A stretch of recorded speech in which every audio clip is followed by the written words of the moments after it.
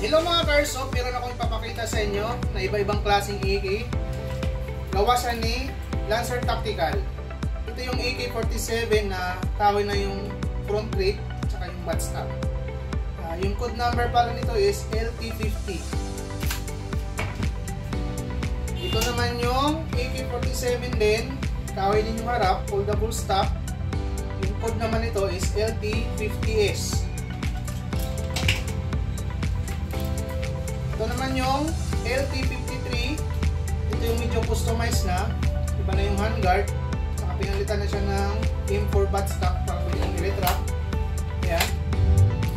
Tapos yung capacity ng magazine nito is 600 rounds. Ayan. Saka battery operated po. Guys, testing natin yung AK natin. Release ng magazine. Ilagay nung bala.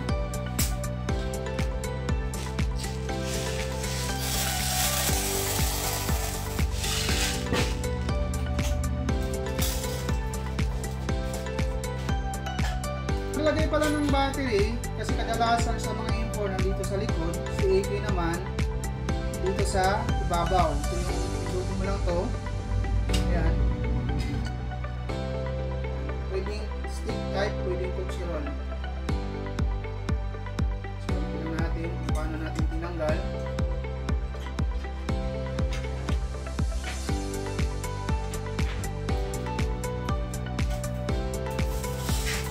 Natin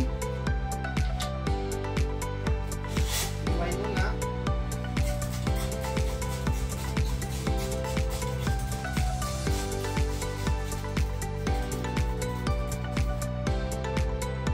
Guys, ito yung selector nya nasa kabila, yung baba yan yung single. Okay, firing.